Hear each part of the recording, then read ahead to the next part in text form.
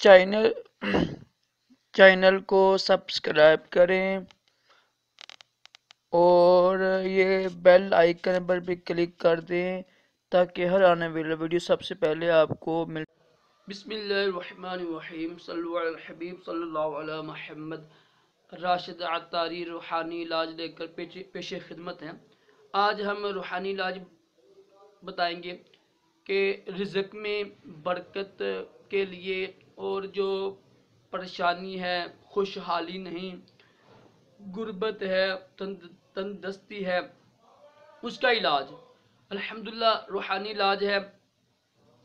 تو بس یقین کامل ہو نا تو یہ الحمدللہ تمام بیماریاں دور ہو جاتی ہیں۔ تو رزق میں جو برکت ہوتی ہے نا، اس کے لیے یہ نیت کریں آپ کہ میں اپنے والدین کو، اپنی فیملی کو اچھا کھلاؤں گا اور کسی کے آگے ہاتھ نہیں پھیلاؤں گا، اللہ تعالیٰ کی راہ میں بھی دوں گا۔ تو بہت ہی مجرب روحانی علاج ہے، میں نے الحمدللہ خود بھی آزمایا ہوا ہے۔ کرنا صرف آپ نے یہ ہے کہ یہ قرآن پاک کی 2 سورتیں پڑھنی ہیں کھانے کے بعد۔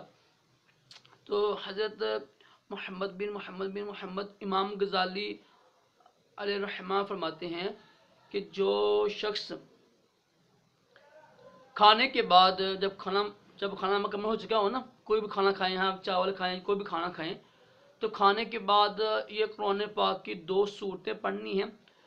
تو انشاءاللہ عز و اس کی برکت سے رزق میں برکت بھی ہوگی اور غریبی بھی دور ہوگی، جو ہوتا ہے نا، جو پریشانی ہوتی ہے مال کے لحاظ سے، غربت ہوتی ہے، وہ بھی انشاءاللہ دور ہوگی۔ تو جب کھانا کھانا ہے نا، کھانا کھانے کے بعد ایک ہے سورت اخلاص قل هو اللہ احد، ٹھیک ہے، یہ پڑھنی ہے، اور ایک ہے سورت قریش، ایلاف قریش، یہ تیسرے پارے کی صورتیں ہیں، آخری والی نا، تو یہ دونوں صورتیں پڑھنی ہیں۔ سورہ اخلاص سے انشاءاللہ رزق میں برکت ہوگی، اور سورہ قریش میں جو ہوتا ہے نا، فکر ہوتی ہے، خوف ہوتا ہے نا کہ یار میں غریب ہو جاؤں گا یا میں غریب ہوں، تو انشاءاللہ اس سے فقر اور تندرستی ہوتی ہے نا، غربت ہوتی ہے، وہ دور ہوتی ہے۔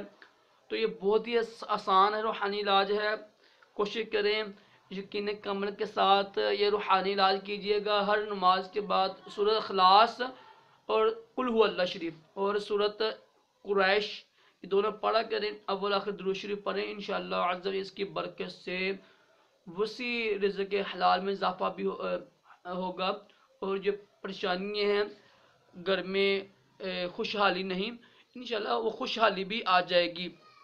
اللہ تعالی ہم سب کو دونوں جہانوں کی بلائیاں عطا کرے، آمین۔